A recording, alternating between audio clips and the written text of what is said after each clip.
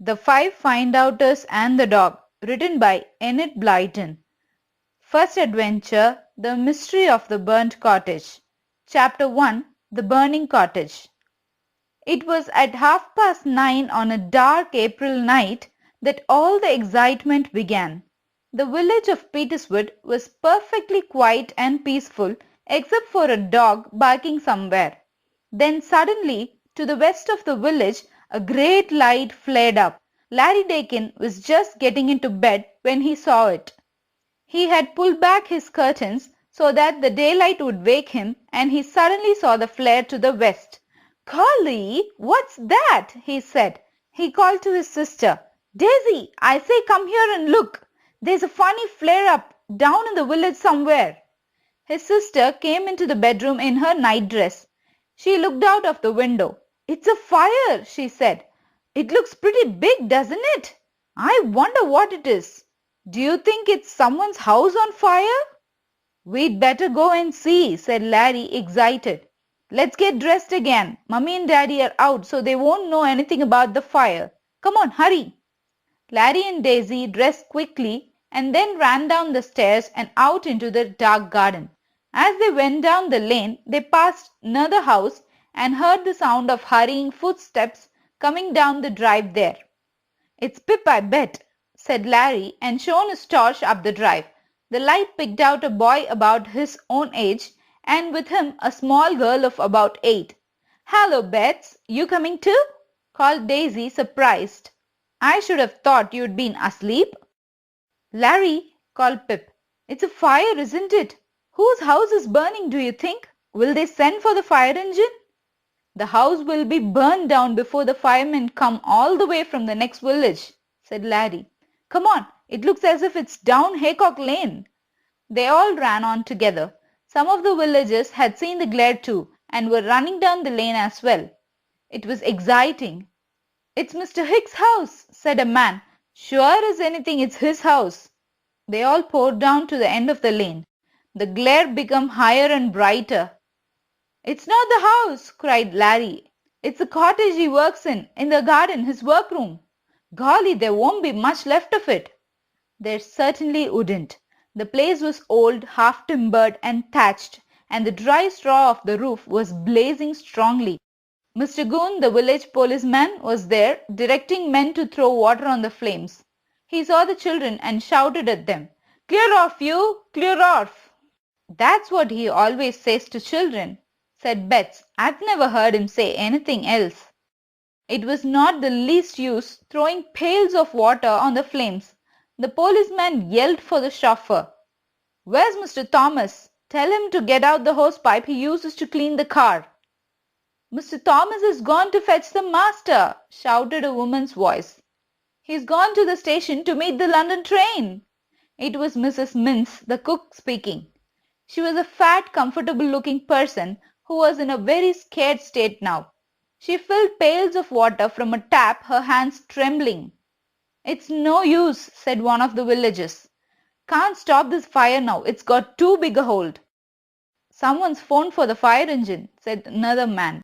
"But by the time it gets here, the whole place will be gone." "Well, there's no fear of the house catching," said the policeman.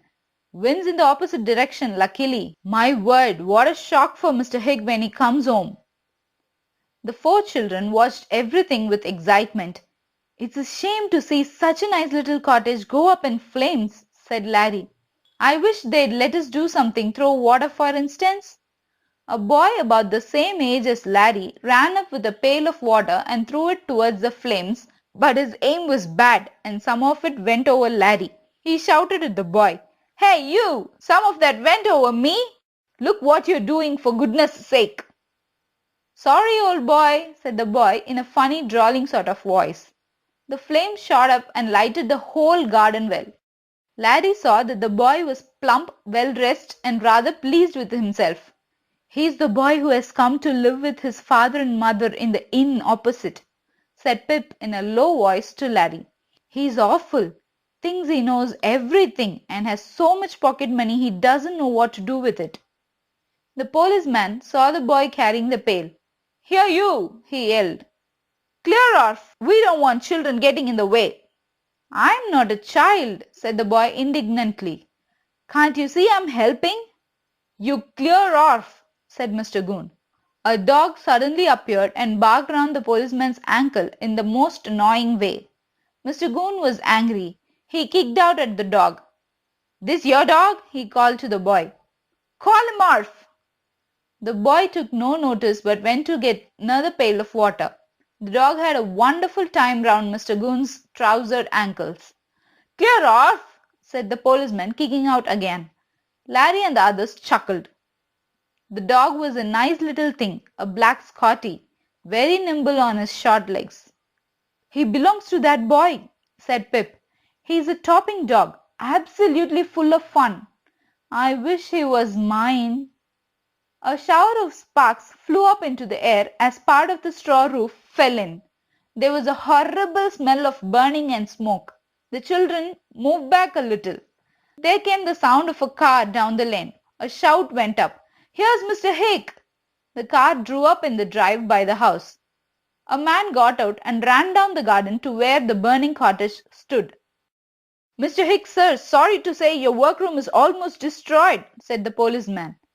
Did our best to save it, sir, but the fire got too big a hold. Any idea what caused the fire, sir? How am I to know? Said Mr. Hick impatiently. I've only just got back from the London train. Why wasn't the fire engine sent for? Well, sir, you know it's in the next town, said Mr. Goon. And by the time we knew the fire, the flames were already shooting through the roof. Do you happen to know if you had a fire in the grate this morning, sir? Yes, I did, said Mr. Hick. I was working here early this morning and I had kept the fire in all night. I was burning wood and I dare say that after I left a spark flew out and set light to something. It may have smouldered all afternoon without anyone knowing. Where's Mrs. Mintz, my cook? Here, sir, said poor fat trembling Mrs. Mintz. Oh, sir, this is a terrible thing, sir. You never liked me to go into your work cottage, sir, so I didn't go in, or I might have seen that a fire was starting. The door was locked, said the policeman. I tried it myself, before the flames got round to it. Well, there goes the last of your cottage, sir. There was a crash as the half-timbered walls fell in.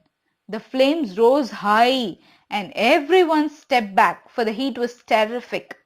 Then Mr. Hicks suddenly seemed to go mad. He caught hold of the policeman's arm and shook it hard. My papers, he said in a shaking voice. My precious old documents. They were in there. Get them out, get them out. Now, sir, be reasonable, said Mr. Goon, looking at the furnace not far from him. No one can save anything at all. They couldn't from the beginning. My papers, yelled Mr. Hick, and made a dart towards the burning workroom as if he meant to search in the flames. 2 or 3 people pulled him back. Now, sir, don't do anything silly, said the policeman anxiously. Were they very valuable papers, sir? Can't be replaced, moaned Mr. Hick. They are worth thousands of pounds to me. Hope they are insured, sir, said a man nearby. Mr. Hick turned to him wildly. Yes, they are insured, but money won't repay me for losing them. Bets did not know what being insured was. Larry told her quickly. If you have anything valuable that you are afraid might be stolen or burnt, you pay a small sum of money to an insurance company each year. And then, if it does happen to be destroyed, the company will pay you the whole cost of your valuable belongings. I see, said Bets. She stared at Mr. Hick. He still seemed very upset indeed. She thought he was a funny-looking man. He was tall and stooping and had a tuft of hair that stuck out in front. He had a long nose and eyes hidden behind big spectacles. Bets didn't much like him. Clear all these people away, said Mr. Hick, looking at the villagers and the children. I don't want my garden trampled down all night long. There's nothing anyone can do now. Right, sir, said Mr. Goon, pleased at being able to clear off so many people at once. He began to walk towards the watching people. Clear off, he said. Nothing to be done now. Clear off, you children. Clear off, everyone. The flames of the cottage were burning low now. The fire would burn itself out and that would be the end. The children suddenly felt sleepy after their excitement and their eyes smarted with the smoke. "Poof! My clothes do smell of smoke," said Laddie, disgusted. "Come on, let's get back home. I wonder if Mummy and Daddy are back yet." Larry and Daisy walked up the lane with Pip and Bets. Behind them, whistling, walked the boy with the dog. He caught them up.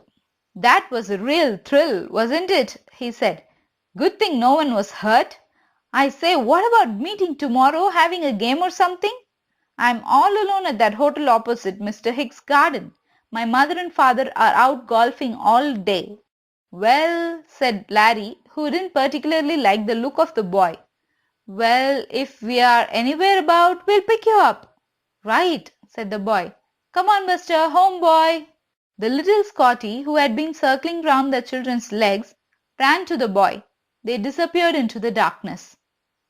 "Conceited fat creature," said Daisy, speaking of the boy. "Why should he think we want to know him? I say, let's all meet in your drive tomorrow, Pip, and go down to see what's left of the cottage, shall we?" "Right," said Pip, turning in at his drive with Bets. "Come on, Bets. I believe you are nearly asleep." Larry and Daisy went on up the lane to their own home. They yawned. "Poor Mr. Hick," said Daisy. "Wasn't he upset about his precious old papers?"